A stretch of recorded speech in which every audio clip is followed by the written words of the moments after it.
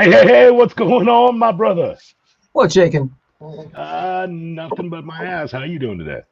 Been busy as always, but doing good. Doing good, man. It's been a long week, man. It feels like forever since we've been here. Yeah, it does, huh? It really does, actually. So we're back tonight. We've had a long week. We got people starting to come in. Darren O'Brien, Tim, Blair. We appreciate you guys logging in quickly. We've got a great show tonight. Lots to talk about, lots to recoup on. Hey, Robby, I got a question for you. Sure. You guys out playing? You out doing some stuff here soon? What do you got working? We are. We're busy. We're getting busy. The next 4 weekends straight, we're out. And let's see. Then I think we got a weekend off, and then there might be more in there. I'm hearing whispers of more shows coming in. I'll find out tomorrow. But the year is filling up. That's nice, brother. Yeah. Nice. We still got to work on getting you out here. We've and concert season is on. It's cracking. The live events are starting to pop off. I'm seeing them in the news releases every day. I got a ton of tickets today from a place here in Texas called Billy Bob's. Got some good ones too, man. Kid Rock, Cheap Trick, Lady A. There's some good shows popping off here in Texas. So nice. We got to get you down here. All right. So Bill says, I love Tuesdays. We love you, Bill. We appreciate that, my friend. All right, so I don't think we wait any longer, man. This guy appeared on one of your videos, Robby. Oh, he did. Yeah. He did. Hold the Line cover that you did from Toto, which just killed it. Yeah, but he's done a lot more than that. That was just a little fun thing. He's done, shoot, the list goes on, right? And we'll get through. We're gonna get through the story. Let's get to that right now. What's going on, my friend? What's happening, Drake? How you doing, my friend? I'm doing lovely, my brother. How you doing, buddy? I am well, man. I feel good. Man, I feel great, actually. Cool. Yeah, man. I feel great, man. Just in a good space, good space, man, and just glad to be here with you guys and hanging out. All right, that's what we're talking about. Yeah, hanging out on the Hangout. Yeah. So Robby has been, man, he's been tooting your horn for a long time, man. I've been hearing about you for the past year. I've had to check you out myself and do a lot of research and watch a lot of old films and stuff. And man, I tell you what, you have had one hell of a storied career, my friend. Oh, thank you. It's been, man, it's been really good. It's been, really good, man. It's something about music, man. It could give you some of the most incredible experiences, and with the territory, it can bring you some low lows, but it's nothing better than that high that you get, in playing and performing and teaching and doing clinics and sessions, and it's incredible. It's been incredible. Amen, brother. Yep. Amen. So let's take it back to the beginnings, brother. Let's go all the way back. All right. So, go ahead. Go ahead, my friend. No, I've been playing drums since I was 2 years old. Actually, the first time I played was at my grandfather's church here in Chicago, the west side of Chicago. I was 2. It was an Easter Sunday. And my babysitter, they had a band in the basement, garage band. And I just fell in love with the instrument, drums. And I'll be 50 in November. What? Yeah. So I've been playing literally pretty much all of my life. Come on, man. You ain't going. Yeah. Really? I'll be 50, man. I'll be 50. I started out playing it on, like I said, at my grandfather's church on some steps right next to my mom. She played piano and sang, and my dad was a DJ, and and that was it. She said I would be asleep if the music came on. I would just literally just wake up, swinging, the choir singing. I just wake up, just swinging to the music. That was my alarm clock, so to speak. You Wow. know, yeah. So you're So feeling the rhythm way early on in life. yeah. So Nice. all the influences were all there. Everything was around you. All the Yeah, all of it was there, and you know the support was there as well. You know, I tore up my mom's dashboard. That was before we had the airbags, so it was just you know, just I would be tearing up the dashboard, be cracked, you know, from me just playing. But I loved the music.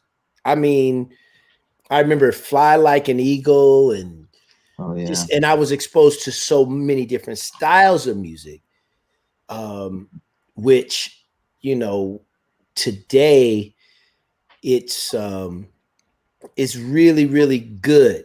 It's really, really good for the ear. It's good for the perspective and just being able to play different things, you know, as well. So I'm going to drop some other stuff in there that's kind of interesting. But yeah, it was always the music, and I would listen to the radio on Saturdays, literally from 12 o'clock to 7 o'clock every Saturday, just listening to different radio programs. And that got my ear to be open and quick to be able to hear something and repeat it right back. Really? Mm-hmm. Wow. So you could actually pick it up that quickly and be able to replicate it? Yes. And retain it. And retain it. You know, because growing up in church choir, you have directors, and most of the times there's not any charts or anything like that. So they just play the songs over and over, and you're watching a director that may go right on the dime, and you got to be able to, you know, still keep the rhythm, follow them, and, you know, keep the other band members together and that kind of thing. So, you know, at 10 years old, that was like when I started playing out with a couple of local choirs at the age of 10 and getting paid. Oh, cool. Wow. So you went professional at 10. I was professional at 10, you know, making, you know, $25 or something like that for a gig. But I mean, you know, it was just a setup for other things that were to come, so to speak. And you were playing on a Ludwig. It was a Ludwig you started on? A Ludwig. I got it, man. I wish I had the picture to post it up. There's a picture, actually, it's on my Facebook, of me with a blue Ludwig kit that the guy that taught me how to play handed down to me. Oh, cool. Yeah. Now, who was that? Who taught you how to play? There's a guy. His name is Timothy Lee. Timothy Lee. Mm-hmm. Timothy Lee. He was. That was my first introduction to the drum set. Wow. Is he still playing? He's still around, or? Yeah, he's still playing. He's he lives in Indianapolis right now. But well, I didn't get to do it this past year, but last year before 2019. For my birthday, I usually come to Chicago and do a big birthday jam and invite some of my friends to come through and hang out. And he always comes. He always comes and supports and sit in or, you know, play a little bit. So that's always fun. That's always fun. So was that called the Voice of Deliverance, the gospel group? Yes, the Voices. The choir was the Voices of Deliverance. Nice. And it's funny. I just saw because one of my aunts had a birthday party Saturday, and my aunt and uncle that would drive me everywhere I needed to go was there. And I was we just got to reminiscing, and I was like, thank you for, you know, taking me, hanging out, and just, you know, being my support system. Because at 10, I'm you know, I'm not driving nowhere.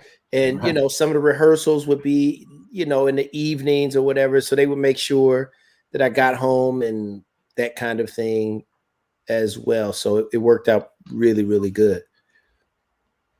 Wow. So how many years did that go on for with that particular That band? was about my whole local choir thing lasted from about 10 up through high school. So for about 7 or 8 years, there was always a couple of local things outside of my regular church service that I was doing. So it was always music, and the popular songs were popular. So you did those pretty much in every choir. But there were always new songs coming up and that kind of a thing. Nice. So let's talk about that because you said you discovered the rhythm and were feeling it from the age of 2 on. Mm-hmm. Did you ever think about doing any other instruments? I mean, has it always been percussion, or have you It's ventured all out? well. It's interesting. The drums were super easy, super simple. The hand percussion were a little simple and a little easy, and I'll get more into that. But my favorite instrument is the bass. I have yet to play bass. Yeah. I took one lesson from Daryl Jones. You know who Daryl Jones is? Oh yeah. He plays with the Stones. Yeah. So he's from Chicago. Interesting story. He's from Chicago. About a month before he got the Stones gig, he said, "Go out and get this book by Louis Bellson, this reading book, and we're gonna start, and it's gonna be $75 for a minimum half hour." Wow. So, but I was like, man, look, he is to me, him, Will Lee, Marcus, Sekou Bunch, they're 4-string bass players. They play 5, but they're bass players. They play bass. They don't play solo, la la la la. They're bass players. So, and then he got the Stones gig, and of course, I revisited it about maybe 3 years ago. And I had a lesson with him. But I really think I really want to learn how to play, and I'm gonna do it. I got 2, little cheap basses, but I want to buy me a nice bass and really learn how to play. And I think I would probably chill on drums some, just because I really like the instrument. Did his rates go up a lot? Well, we're like super cool friends now, so the rates stayed, fairly the same, and then we do some bartering as well. Yeah, cool. $75 an hour to get lessons from half hour. A minimum half hour. So I'm gonna set up my drum kit. I'm gonna start taking lessons from you. Is that about to go on your rate? Of course. No. That's not really that's not the going rate right now, man. I'm gonna have to get a 6th job. Yeah, I'm a little. My rates are a little better than that right now. Right. Well, we're gonna talk for sure. We're gonna talk. Okay. Yeah. I've got a kit set up at my radio station that I tool around on, but you can't call it drumming. Yeah, it's about the rhythm, man. It's about the rhythm. Right. Yeah.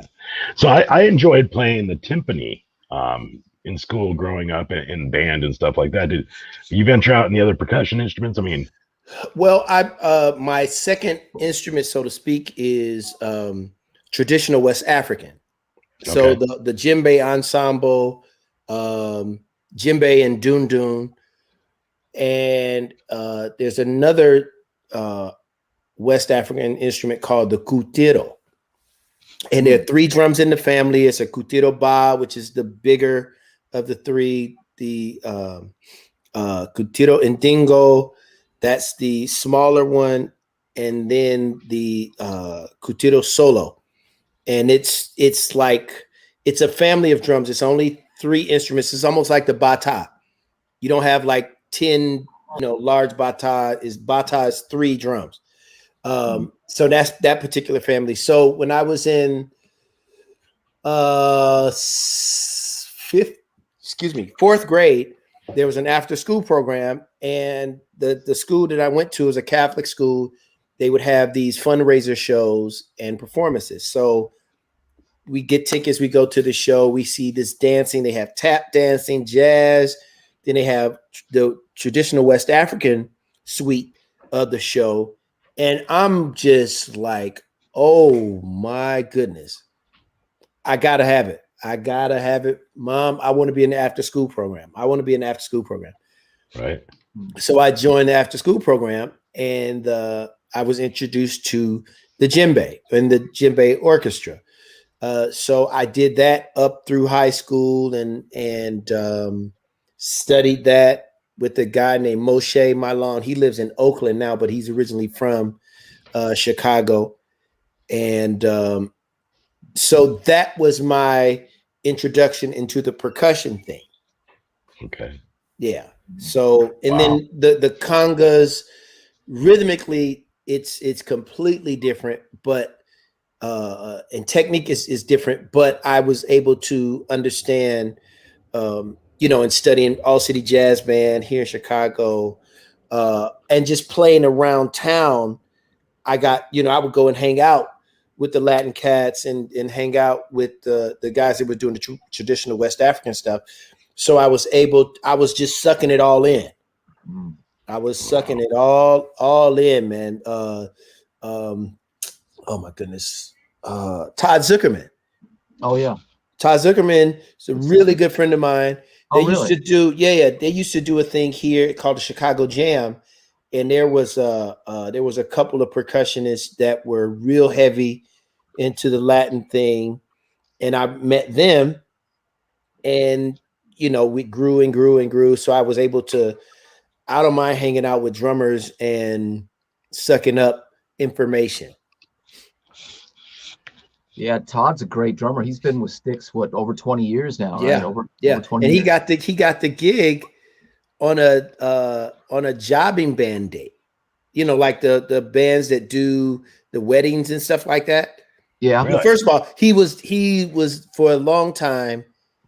He won like maybe 4 or 5 Guitar Center drum offs, and then they stopped allowing him to be in them because he was just winning them.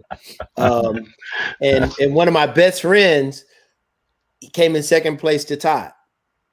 So we became good friends, and he was doing sessions all over town. But he would do that jam thing, and it was smoking because they would play top 40 tunes and stuff like that. And he was a real deal back then. Wow. Yeah, I imagine, because they loved him. I know JY would say that this guy's great. How great he is. He was always talking how great of a drummer he is. Yeah, and he's nice people. Yeah, he's a really nice guy. We should try to get him on the show. Oh, absolutely.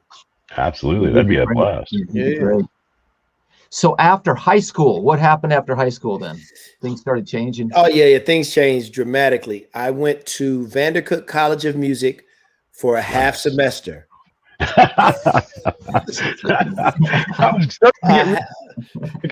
I went to Vandercook College of Music for a half semester, and it was not what it wasn't what I wanted. It was music education.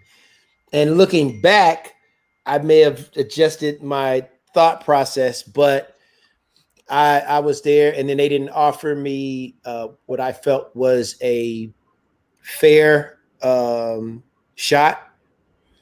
Because and I understand it now, because my eyes weren't really that good, but I could outplay anybody there. There were jazz, Latin. I was in the ensemble, and I couldn't read, so I really struggled while I was there. So I was like, you know what? They're not going to offer me what I felt was fair. So I was out on the road, and then I did some gospel plays, and I was gone for the next 3 years, 9 months out of the year. Wow. Yeah. That's a long time. You were having vision problems? No. I couldn't read music. Oh, okay. Okay. I couldn't read music, or I couldn't read it. Well, I couldn't read. I wasn't fast enough, and it was like, okay. And I got beat up so bad with them charts, Right. So I was like, okay, this is not for me. I'm ready to go and play. Just play, just actually. I'm ready to do it. I struggled with that in high school, being able to do it fast enough. I couldn't keep up. Yeah. And I was 19. I was 19 years old. Told my mom, and I'll never forget when it happened. That was October when the first George Bush declared war on Iraq, or was it Kuwait? No. What was the first? I think it was Iraq. It was Iraq. Yes. Desert Storm. Yeah, Desert Storm. It was. I was working, filing and stuff with my mom, and I was like, "Mom, I just need you to trust me. Trust me on this one." And I shipped my drums. I caught an Amtrak, bought me a one-way Amtrak ticket to Detroit. I took my drums and never looked back. Wow. Never looked back. Well, what was the allure of Detroit? Yeah. That the guy that had written the play, he was like, at that time, he was like a modern day Tyler Perry in terms of playwrights and that kind of thing. But he didn't get that break. But he was pre Tyler Perry, because he had like maybe 3 or 4 plays out on the road around the country at the same time. We would go, we hit all the major cities, and we would sit from Tuesday to Sunday, 8 shows a week, 15, anywhere between 15 and 2,700 people a night. Wow. For 8 shows a week, Wow, it's busy. And, that's working. Yeah, I got all of my chops together. I learned how to contact percussion companies, drumstick companies, drum companies, to say, hey, this is what I'm doing. These are the kind of numbers we doing. What you think? And I had a drumstick endorsement with Vic Firth. Oh, cool. Had a I was with them for 17 years. Wow. And then some other stuff just kind of came along. So that was my beginnings.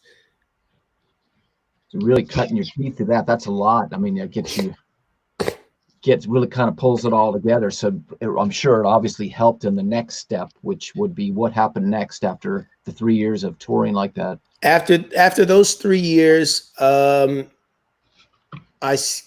came back. Let's see what happened right out. So I was out doing that for about 3 years. Did a couple of international touring, military tours for like performing for the military. Hats off to the military, the servicemen and women. Yes, sir. I did South Korea. I've been to the DMZ. I did Iraq. I did Kuwait. I've had 2 flags flown over. One flag was flown over Kuwait. The other one was flown at a base. I can't think of it right now. Guam, Kwajalein Islands, Japan. Jeez, the little small island. Okinawa. Yes, Okinawa. Yeah. I did Alaska. That was some of the most amazing touring I've ever done. It was hard. Some of the places, really, really small, but everybody seemed very, very grateful and appreciative of what we were doing. So, that was a lot of fun. Right after that, I went out with a comedian by the name of Bernie Mac. Bernie Mac, working with him. Really? Oh no. Yeah. There's a show you can look it up called Midnight Mac. It was done in October of 95. Okay. Midnight Mac. Midnight Mac. That's where, and I had done a few nicer things, but that was like a kind of a catapult. I played with Sheila E. I played with George Duke on that show. I played with Chaka Khan on that show. I played with this group called Brownstone. They were an R&B group that was signed to Michael Jackson's label. Who else? This incredible saxophone player that passed away, and he got drowned. Yep, that's it. Yep, that's the Mac, man. That's him, all right. And this guy Art Porter, he incredible sax player. They were in one of the jazz shows, and they were taking a ferry, and he drowned. Incredible swimmer, but somehow drowned, man, and it was so tragic. And then from that, I moved to LA in 2000, January 15th. Sheila E and I had become really, really good friends. She became like a big sister to me. Wow. And how I moved to LA, how I got to LA, I had planned on moving, but everybody was doing these big millennium concerts in 2000. So she called me and she said, hey, I'm having auditions in a couple of days. I want you to audition. Now, we had been in touch for, 3 or 4 years. I would always, of course, see her at the NAMM show. We keep in touch, whatever So she was like, hey, I got an audition in two days. So I was like, she sent me music and I was like, okay, I'm coming. I'll be on my way. I was right in the middle of one of the biggest productions here in the city that they have called Dance Africa, doing the West African stuff. And this is a huge event. I wasn't going to miss any shows, but I was going to miss like the last production rehearsal and, dress rehearsal and all of that or whatever. So I booked my ticket and I told one of the directors of the company that I was working with, I would say, hey, listen, I'll be back for the show, but I have to go for this audition. If I have to bow out, I'll do that, but I got to go and take this chance. Right. And I'm what is known as a high risk. Like I gamble big. So if you gamble big, you lose big. But if you gamble big and win, it's golden. And I got a story about losing big too. So, so I go out. The director. He called me personally. He's like, "Hey, look, what you mean you're not gonna do this?" Da, da, da, da. He said, "Don't come back without the gig." Gave me his blessing. Don't come back without the gig. So I went, did it, audition, got the gig, and Sheila told me, she was like, you had the gig when I called you. I just wanted to see if you would make the leap. Oh, wow. So that worked out perfectly. Got out here. This was before 2000. This was the millennium. We're going to tour. We're going to make all this money. It was great money. We were going to be out like 3 weeks. We start rehearsing and the promoters pulled the plug because they got nervous because of all of the 2000, all of the millennium glitches. Yeah, the Y2K. Yeah, the Y2K. I mean, so that was kind of let down, but they still paid us. They paid us most of the money. So I still ended up moving, and then I moved and Sheila had gigs lined up. So I just worked with her right out the gate. She was phenomenal. I was a huge Sheila E fan, man. Yeah.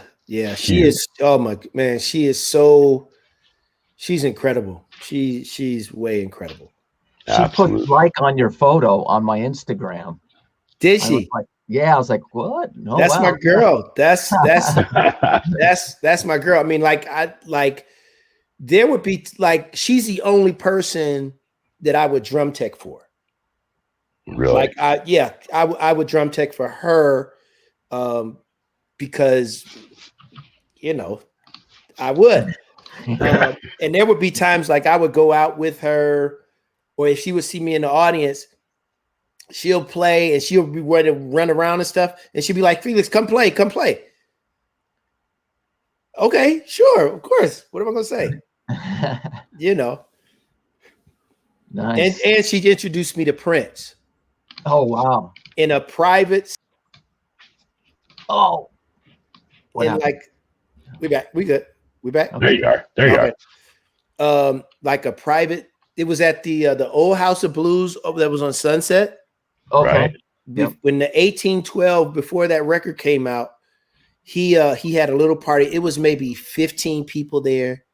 It was like, it changed my life. And he played Ike and Tina Turner live in 1976. Go and get that. Anybody that loves rock and roll, funk, soul, it's everything. I went out the next day and bought the DVD because it was just that good. He was playing the record and he was super cool, and there wasn't no cameras and all of that.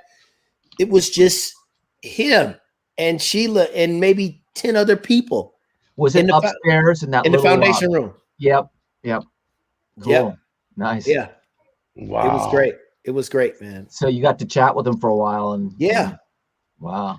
And when he did the concerts at when he was doing all those concerts at the Forum, he did like maybe 25 shows at the Forum. They were like super cheap, but he would have a different artist opening up for him every night. Right. And afterwards they would do the after party and he would play. And Sheila called me up and was like, "Hey, come play." And he played piano while I was playing. And I was like, "Oh my goodness, I'm playing with Prince."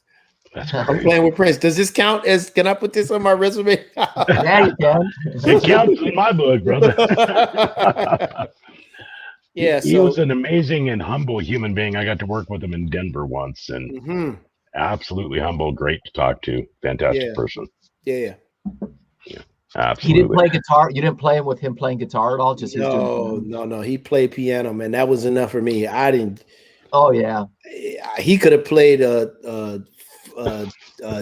It didn't matter. Yeah. Right.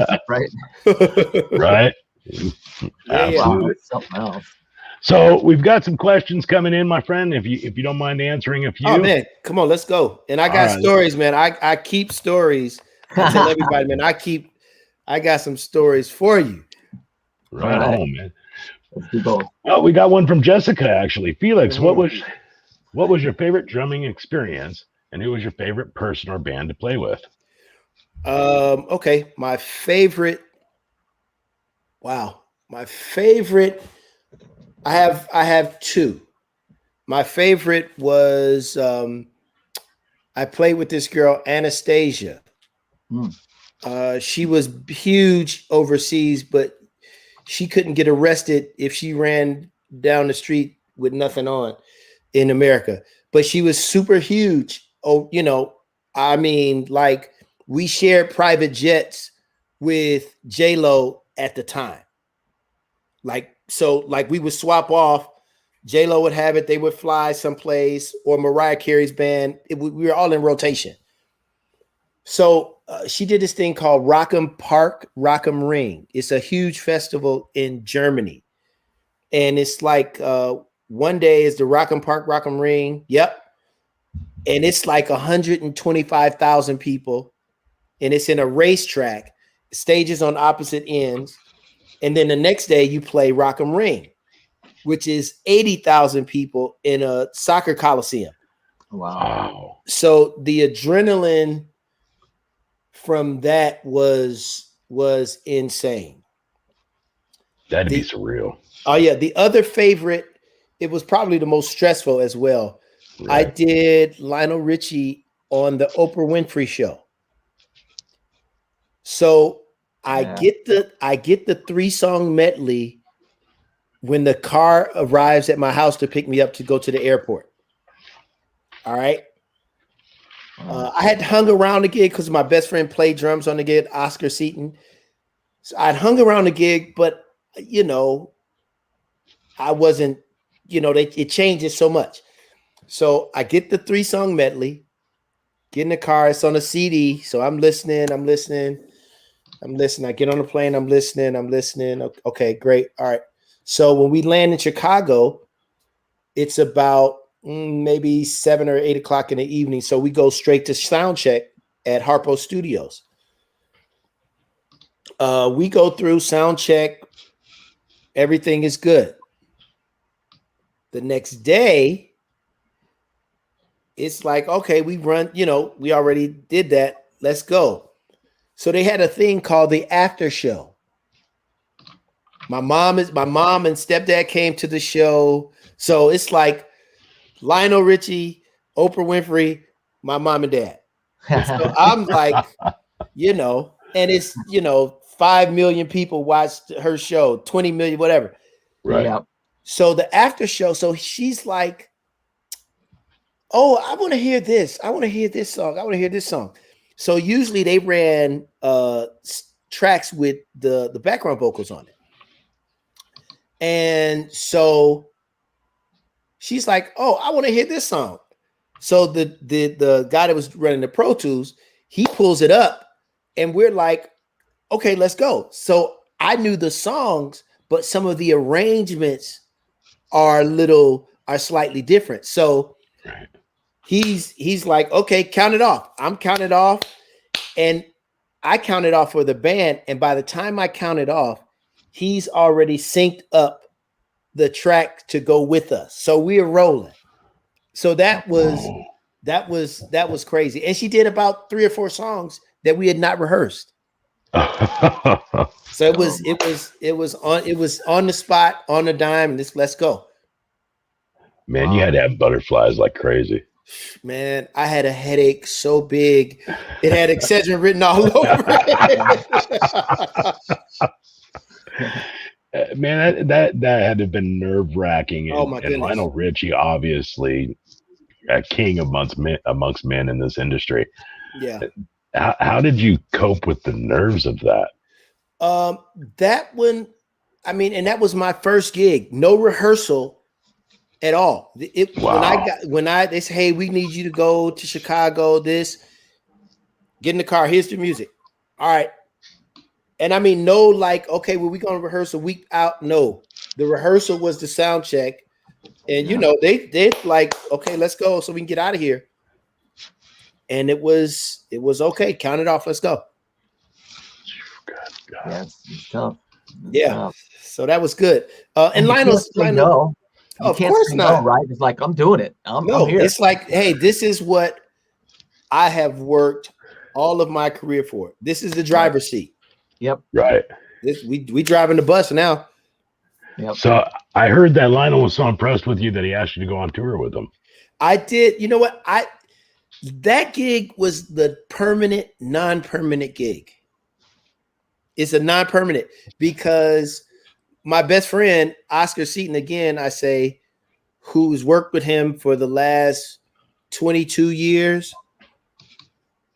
Number one, I've never tried to seek out the gig. Well, hey, are they having auditions, or can I don't do that because I don't do that. Right. But I've toured with Lionel. I've toured. I did Australia with him, and while we were we did China, we did Hong Kong. Oh wow! While we were there, the Australian football finals, like if they tie, they'll play the next week. So they have to have a huge artist perform at the halftime. Mm. So while we were in Hong Kong, we get a call, hey, who can fly to Australia to do the recording of the halftime show? So that was crazy. That was crazy. And then we did a big concert in the smaller Coliseum over there. Wow. Yeah.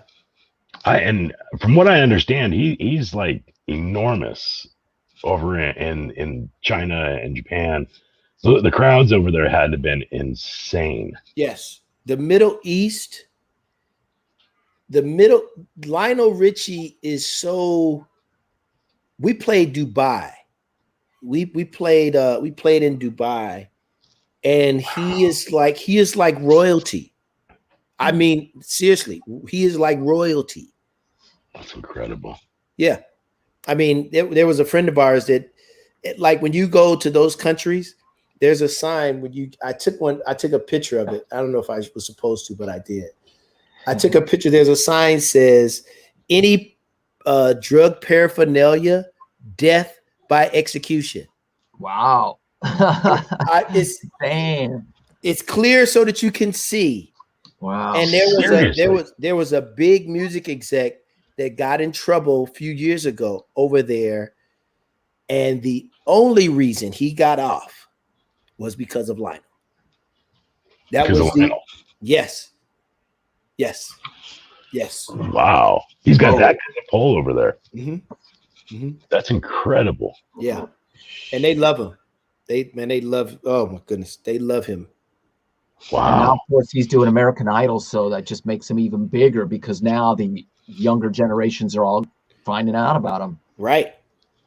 Yeah. You know, I've had a new appreciation and new respect for Lionel from watching him on American Idol. Just his character and the way that he is, it's actually made me go back and delve into some of the old albums and bring out the vinyl and listen to him again. Yeah, he's so Kenny Rogers. Oh yeah. Kenny Rogers took Lionel under his wing. A lot of people don't know this. Lionel has a huge real estate stake in Beverly Hills. Really? A huge stake, a huge pieces of land in Beverly Hills. Oh, he's set forever then. Yeah. He'll never run out of money. Never. So Kenny were close then. I didn't know that. I didn't know that. And Kenny Rogers hipped him to that side of the game, so to speak.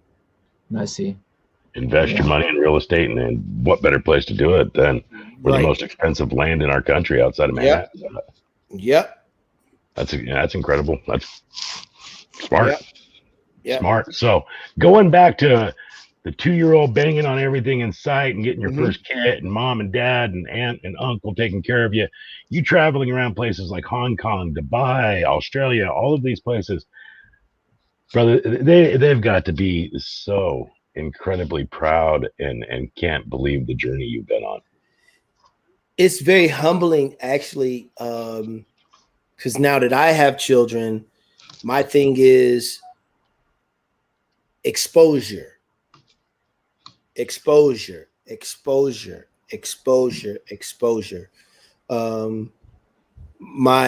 My oldest son, he's 17 now. He just graduated from high school. You have challenges with opposite parents and things like that. So I started doing this thing called the virtual field trip. And this was way before we got to where we are today. This was 11, 10. This was at least 10 years ago,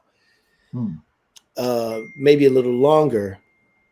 When I would go overseas, I would do a Skype into my son's classroom. Oh, cool. Because I couldn't see him as much as I wanted to. So I was like, I would go and reach out to the teachers. Hey, let's do this virtual field trip. I can expose them to where I am. Talk about something super, super, super simple. The food, currency, maybe something in the culture, something, maybe have someone from the country speak the language, teach the kids a word or two. Go, every place has a dollar store. Go and grab the kids some, dollar knickknacks or whatever, and give it to them when I get back. and take pictures and let them see the pictures when I get back to the class. And I did this for, I did it probably for about 2 or 3 grades. And it was incredible. It was incredible because I was like, I'm blessed and fortunate to travel and do that kind of thing. Some of these kids will never leave their 4 to 6 block radius. Right. That they just won't. That's not a diss on anybody, but some of them won't do that. And I was like, let me expose some other kids while I expose my own. Right. So I did that, and they loved it. They loved it. They talking about animals. I had one of my Japanese buddies that played guitar. He spent like a whole little 20-30 minutes just talking about his country, and just answering questions and that kind of thing. How beautiful. And you never know what that might do to those kids as far as getting them to leave that little, that might inspire them, because sometimes it's just seeing that and the visualization of that going, I'm going to do that somehow, some way. And, that might have led to some of those kids getting out. Absolutely. Absolutely. And I mean, let me go back. I said I was going to mention this. Like when I went to that after school program, I was exposed to dance as well, because when I was like, oh, I want to do the West African drum and dance, I could do that, but I had to take ballet, I had to take jazz, I had to take tap, I had to take modern, and I studied a few weeks at a strict Russian ballet school in downtown Chicago called Boitsov. Wow. So that exposed me to, because like ballet, they have, some of them have live piano playing for the classes. So it turned my ear to being more sensitive if I'm playing drums for a dance class. You see what I'm saying? So it all kind of, for me, it was like being exposed to so many different styles of music kind of helped hone in the direction of what I'm doing now. That's cool. Ballet, you've got to be in exceptional shape to do that. I was then, yes. Right now, I say my 6-pack is in a paper bag. My 6-pack's a keg, man. I'm working on that keg. Hey, Brenda, did you find the Japanese to be exceptionally well disciplined as musicians? Oh, absolutely. And this is my opinion. This is my opinion. There are some incredibly talented, we're talking about the Japanese musician. For me, a lot of their technique is developed on mirroring, so to speak. You know what I'm saying? Like I work with some artists, like they play, like sometimes when they do solos, they play the exact same thing for the solo. And for me, I feel like solo should be a real-time experience. Right. You know what I'm saying? If it's open, if it's part specific, then okay, I get it. But I think a lot of the Japanese musician, they master copying what they. Robbie, am I somewhat? No, you're correct. It's almost like mathematical in a way. It's very mechanical, and that's true. You do see a lot of that. Yeah. So when they rip off on a solo, they come back and try to repeat that every time. Yeah. Well, yeah. They master. They master. Is duplication the right word? Yeah. They master. They master repetition, so to speak. Maybe that's better way to put it. That's cool. I couldn't do it. I couldn't tell you what I just played every time I play it. Like if they go for a sound, if they were gonna play, say if they did Toe the Line and they did Robby's arrangement, they would play it exactly like Robby. That would be what they were going for. They wouldn't try and play this one and take a little from this and add. No, it would be Robby's arrangement. Yep. Playing everything like, Exactly. I like it's kind of like mathematical. It's almost like everything's mathematics, all numbers and everything's put into its place, and it's got to be played like this instead of just kind of free, improvising. Really, it's what it is, improvising, just feeling the music in the moment. Whatever happens does. That's true. Felix, do you like playing to a click track? I love it. Yeah. Yeah. I sometimes I do funny things just to make myself, I guess. I don't want to say get bored because it's not boring. But I was rehearsing with this rock band, and I was the only person that had to click. So, the click is so I let the click go to the and 1, 2, 3, 4, 1, 2, 3, 4, and I played it through. I played the whole song with the click up there. Wow! So you can just give it that 1, 1, 2, 3, 4. Yep. So I like to, because it's like for example, if I set my alarm, I have to set it on the wildest thing possible, because if I hear it too long, it will become a pattern, and in my mind, I'll just start soloing over the phrase, because it's all it is a phrase, right? So it'll just, and that's a weird little thing that I enjoy doing. No, that's cool. That's cool. So you did say you gamble big. You were going to tell us a story about when you gambled big and it didn't. Yeah. September 13th, 2013. I was out with I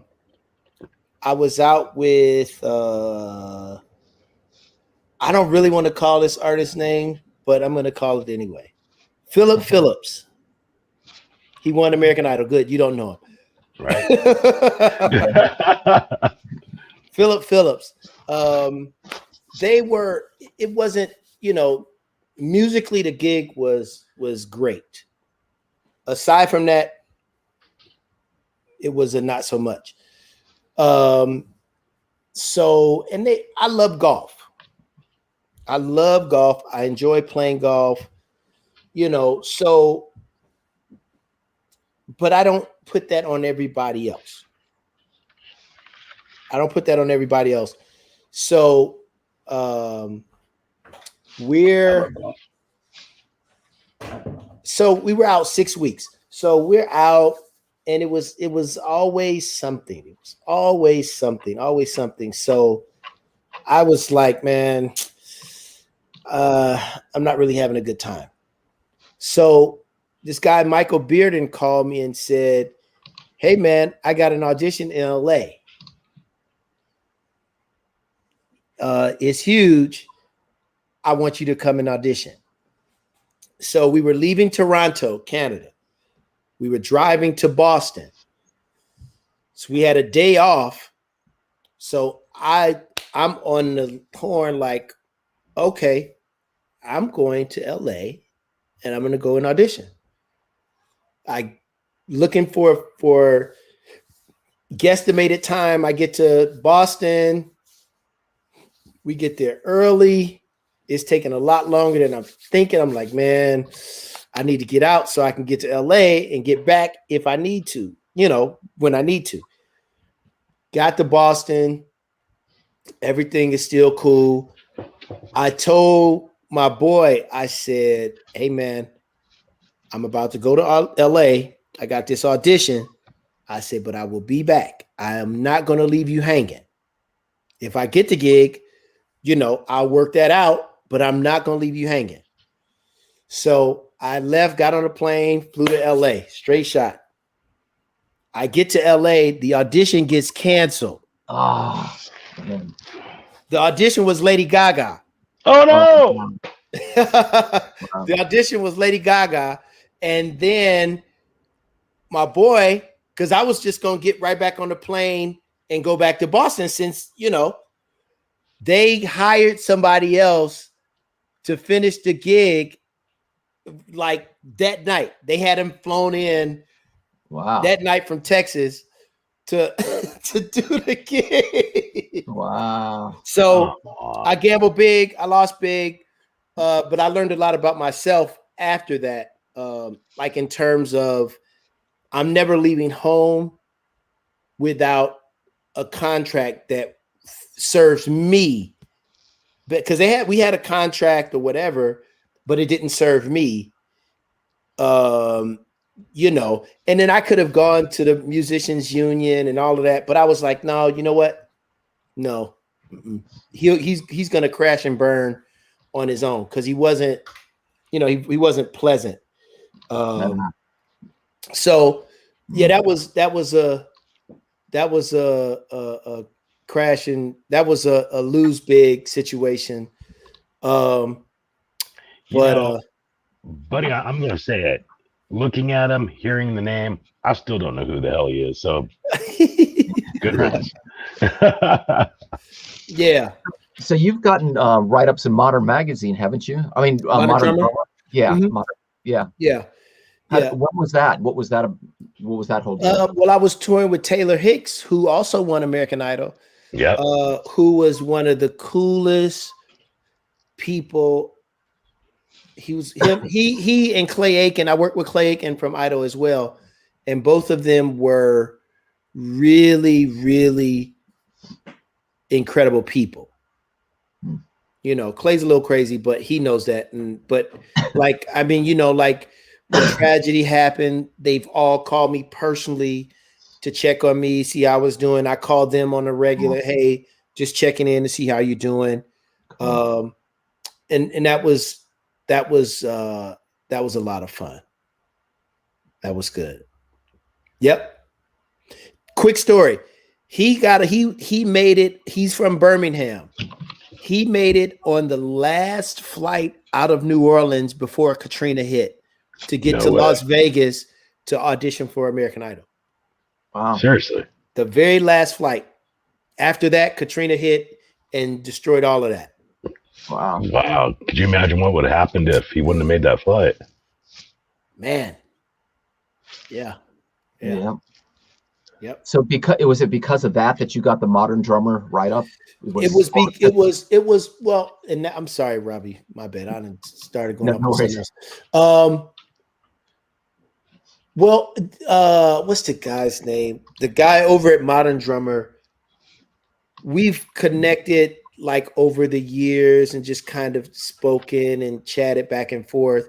And when that opportunity came up, you know, being on, because at that time I had like, I had done back-to-back Good Morning America runs with both Clay Aiken and Taylor Hicks. Like within a month of each other, I did Good Morning America, Today Show, The View.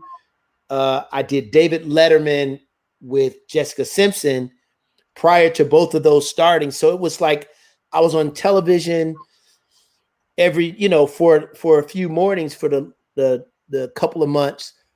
And I was doing Lionel dates in the middle of all of this. And I was working with the smooth jazz artist that was going out every weekend, and nothing ever like really cross. And it was, I had like 4 or 5 different major gigs going on at the same time. And I was just blessed, man. I was really blessed at that time. And all of them had completely different setups. Of course, it's all different music, but it was completely different drum settings. Because like Lionel Richie, I use 3 rack toms, 2 floor toms, 2 snares. On Taylor Hicks, I use 1 rack tom, 2 floors, a snare. Clay Aiken, I use similar setup to. Well, no, that was depending on what we were doing, because the Christmas tour was one thing, and then this tour called the Jukebox Tour is another. So that was how, I enticed them to let me get into modern drummer. Oh, man. Cool. Man, Cool. I tell you what, I'm looking at the list here. So we got Lionel Richie, we got Anastasia, Sheila E, George Duke, Chaka Khan, the Staple Singers. Yeah. I was about 17 when I played with Pop Staples and the Staple Singers. Really? They did a little thing at the Gospel Fest. Chicago has a big Gospel Fest. Right. And they were like, Pop is going to sing and they're going to play. Would you play drums? I was like, what? Of course. Of course. Right?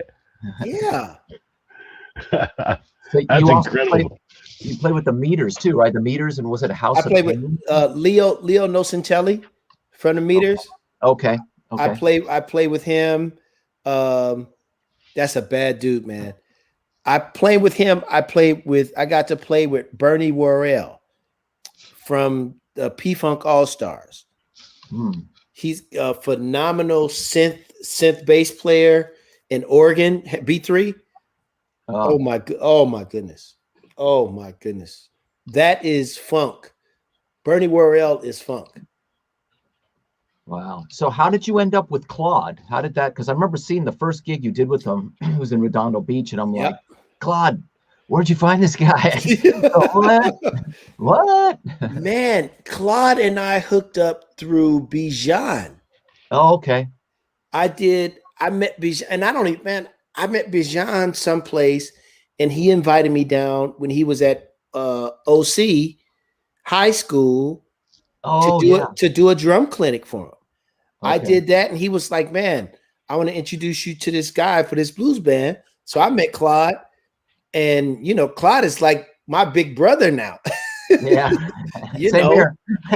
he's like my big brother, man. And so that's how I met Claude. Cool. Wow. Cool. Yeah. That's crazy, man. We had a question here for you, my friend. Larry Abernath, he wants to know, do you have a favorite snack food? Oh my goodness. Geez. Snacks. I like Twizzlers. Twizzlers. Yeah. I like Twizzlers. The red or the black? Red. Oh gosh. Yeah. Oh man. I hate black licorice. I can't. And I had a buddy. He was like, "Oh man, here man, you want a piece of gum?" And he knows I don't like black licorice, and he gonna give me this piece of gum. He's like, "Here man, here you go." And it's blackjack black licorice, and I'm like, "Oh man, oh." You're making my jaw tight just talking about it. Oh man, this is worse. No, man. No. All right, Matthew says he had guessed Cheetos. That's me, my cheesy poofs. Yeah, I like the Cheetos. I think they've done something to Cheetos or something. I can't eat that many like I used to back in the day. Really? I don't know what no, I can't eat that many anymore. Man, I got stuck on these jalapeno cheddar cheese poofs. Yeah. Those are addictive. They're the devil. I'm telling you, they're the devil. So we have a question. Why was it Ludwig? What brought you to Ludwig? At that time, that was what was given to me. Okay. Yeah. I own quite a few Ludwig snare drums now, but I'm a Yamaha artist. I've been playing Yamaha for 20 plus years now. Nice. Yep. Over 20 years. And man, it's for me, it's consistent. I've been to the factory when they were in Japan before they left and moved to China. So it's the consistency of the instrument. That's cool. That's nice. Yamaha, I mean, obviously they're just the bomb throughout. I mean, that's what my board is. That's what all my equipment in the studio is Yamaha. So consistent. Robby, what about you? What about me? What do you mean? Yamaha? Oh yeah. Do I have any Yamaha? No, I don't have anything from Yamaha. I don't think I have anything from Yamaha in here. I'm trying to think. I don't think I do. Robby, is that a Les Paul or 330? No, that's a Les Paul. That's a Les Paul. It's a 76 standard. Oh, okay. Yeah. Okay. Wow. He's got quite the guitar collection going on. Yeah. I know, man. I know. I could use more, but I got my Kellys, so I can do my country thing. I got the Les Paul, so I can do the Bob thing. And gotta have the proper tools for the trade. Absolutely. Yes, sir. Amen to that. Amen to that. Yes, so sir. are you a Blackhawks fan? Yes. I am a Blackhawks fan. Yes. And I'm trying to go. I want to take my kids to a game, man, because seeing it in person and watching on television is two completely different experiences. So you and I's team has rivaled a lot back in the years. Who? So I'm an Avalanche fan. Oh, yeah. And that was the first game I ever saw was Avalanche. Really? Yep. The first game I ever saw. It is so much different going to the games in person, the energy, the electricity. Yes. And just the ferociousness and the speed of it all. It's just incredible. You can't. Yeah, you got to go to the game to experience it. Right? We got some Go Hawks. Red Wings. What up with that? We don't want to even talk about that. Yeah. I don't even think the Red Wings are still a professional team, are they? I think they bowed out. Yeah. We love you, Veronica. No, just playing. Right. So, man, I appreciate you so much, brother. I really do. Man, the pleasure was mine, man. And please have me back. I'm telling you, I got plenty of stories, to share just about, fun stuff and, some cool, just little things that people don't know. Just, cool. About, how just things work and what we do and, and how people get to certain places or, how people meet and how relationships are developed and stuff like that. So please, I would love to come back. Yeah, absolutely. That'd be great. It'd be a great one. Yeah, let's have him back. If you're cool with it, I'm going to have Robby give you my number. Absolutely. I really do want to get you on the radio here with me. So no worries. No, absolutely. If you're good with that, let's do it. I think it'd be fun to get you on the air and talk for a while. Okay. Yeah, I would love to, because I haven't talked about. I got stories, man, that I haven't even, and and they're light and fun, and I got like my House of Pain stories. I got some good ones. Yeah, we didn't even get into that. That's why. Yeah, I got some good ones, man. All right, well, I think we tease it then and bring him back on, Robby. Yeah, because now you said House of Pain, I got to know. Yeah, and it's a great group of guys, man. But man, we did a tour, and oh my goodness, this is all I'm going to say. One of the guys, we got in. We were out for 6 weeks. They chased a bag of luggage around, just trying to catch it. They could have bought the bag a first-class ticket to where we were and went shopping for the amount of money that they spent on phone calls trying to get that bag to the artist. And it ended up beating him back home in the States. Seriously, man. They chased that bag around, and we saw them not put the bag onto it wasn't a prop plane, but it was a smaller plane. And they were like, oh, it's just we don't have space for it. We're going to put it on the next flight. The next flight never made it to us in time. So it was always like following us. And we would call and, hey, Where's this bag? Oh, well, it's on the way. We got it. We see it right here, and it's gonna be there. And they could have just someone could have flown, picked the bag up and got it, but they wouldn't do that because of security. Oh man. Oh, that was hilarious. Come on. Yeah. All right. So Veronica wants to know, we gotta tell the whole line of the story. How did that come about, Robby and Felix? How did that come about? I had, gosh, I was talking to Jack about, I played Jack. I had the tracks with Jose and myself to a click. And I played it to Jack, and Jack said, I want to sing that. And it was COVID. We're locked down. I go, yeah, let's do it. Let's put it out. The track was already, the guitars were already done. And he said he wanted me to get a hold of Felix. So I did, sent it over. And then I sent it to my friend Javi for bass, and then got Robin McCauley involved singing. And it just, I don't know, it just kind of came together. Yeah. So, man, when I did with Robby, man, I don't know if I told you, I told Claude, man, when we did that song at the Whiskey, was it the Whiskey? No. Yes. It was a Whiskey. That Jack sat in with you guys? It was the Yes. Whiskey. Man, Yep. That song brought tears to my eyes, man. It was just such an amazing song. What was the name of the song? It's Still Got the Blues. Still Got the Blues. Yeah. And it's on YouTube, man. If you guys check that out, man, yeah.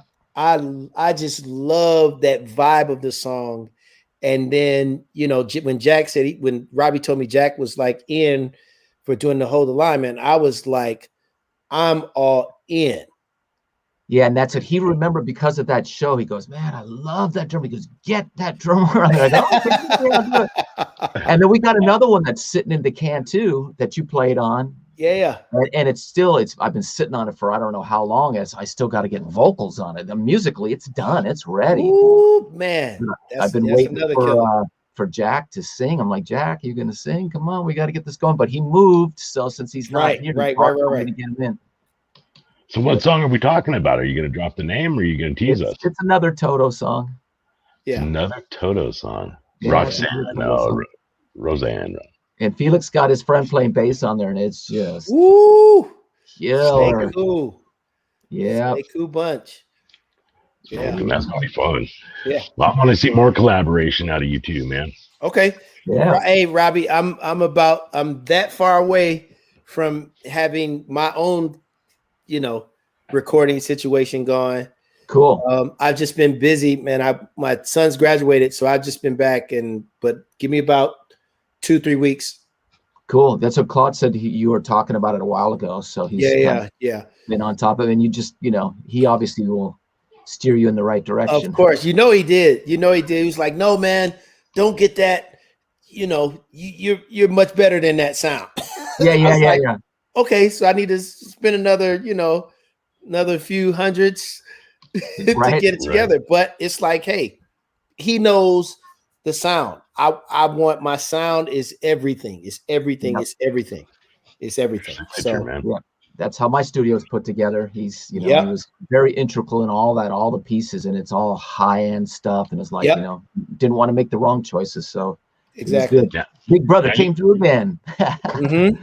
Now you guys keep talking about Claude, but you're gonna let us in on who Claude is? Claude, I guess you never met him. I guess you wouldn't have. No. He's a friend of mine. I met him back around 2000 at Mars Music when I was teaching there. It's actually a funny story because my guitar, where's that telly? Oh, it's not in here.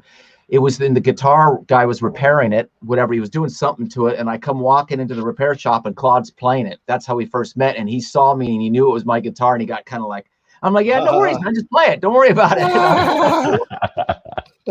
And then he actually came in and took some lessons and stuff. And then we just became friends, after that. And it just kind of grew as a relationship. He's a guitar player, has a band, Claude Von Trotha band. Felix plays it. I've played with him before a couple of times.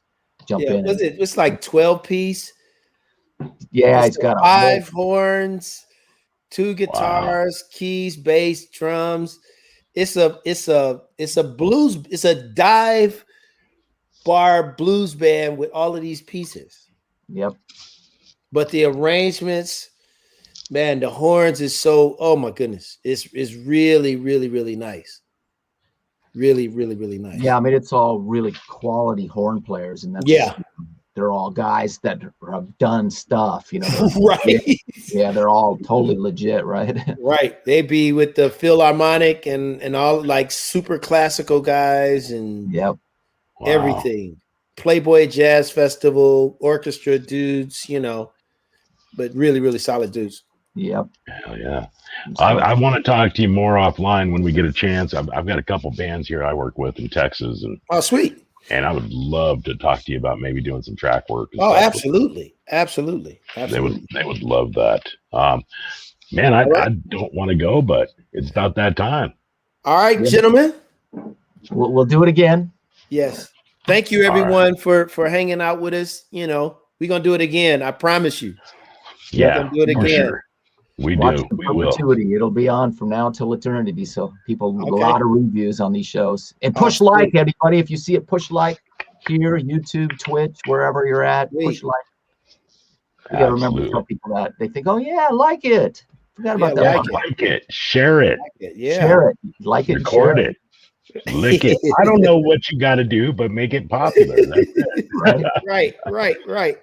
All right, cool. Felix, thank you so much. Nothing but love and respect for you, my friend. Same, man. Love you guys. Y'all be good. Peace out, everybody. You too, my friend. Killer. Oh, dude, I'm telling you, man, I could sit here and talk to this guy for hours. Yeah, I mean, you could just go on, right? He's got such a magnetic personality, electric, and the stories. He's not afraid to put it out there. Yep. And if anybody who hasn't seen him play, check it out. Yeah. In the band anywhere, go see it. That's it, man. He's incredible. Was with Claude, and I was like, Claude, where'd you find this guy? I was like, man, what? So who do we have coming up next week, my brother? Next week is Bill Sinke. He's most notably with Neil Diamond. Last week I said Neil Young. Neil Diamond, yeah. Bill's done a lot of stuff. Bill's a great bass player, super cool guy, really overly humble. I'm telling you, he's the guy who introduced me to Albert Lee. And I was like, dude, you know Albert Lee? I mean, it was the funniest story. We'll talk about it next week. But I mean, we're standing 10 feet from Albert Lee. And I go, Albert Lee. And he goes, oh, yeah, that's Albert. You want to meet him? I'm like, are you kidding me? Yeah, I know Albert. Yeah. Like, Albert Lee, what? Wow. Albert Lee. Hey, Cora, to answer your question, my dear, we don't know. We would love to have people donate to the show and help the show keep going and keep moving in the direction it's going. But I don't know. I think we get money from the stars. Or does it go to Facebook? I think it goes to us. I've enabled it. I don't know. I got a message from Bill Sinke sitting up there. I'll have to reply to him afterwards. There you go. Cool. And let's we could have talked for hours. Absolutely, Veronica. What a great guy. Great guy. And we need to talk about golf next time. Matthew, you are correct. We need to talk about the golf. Because I love to golf. I don't think what I do you can call golf. It's more like chasing a ball endlessly and getting drunk. Yeah, I play miniature golf with my daughter. Used to. Hey, I just did that on Father's Day. Yeah. We went to lunar I've never golf. done the real golf, and I thought about it, but to me, it's like I would want a golf cart and a martini. That's what it seems like. Get out there and just start swinging at everything, You've never played real golf? No, I've never played real golf. Never. All right, so game on. Next time I have you out here, you and I are going to go golfing. If there's time for it. No, we're going to make time. As long as you got martinis. Isn't that the thing? You got to have a martini when you play? Man, it's my envision of it. It's probably completely incorrect, but seems like that would be the fun part in driving the golf cart. Yes, my dear. Where's my ball? Please let me shoot it. Don't shoot your ball, buddy. That's a bad way to end the day. No. Whatever. All right, folks. We'll do it again next week. As always, we love you. Thank you so much for joining us. It really does make my week coming here. So we'll see you next time. That was the Hangout.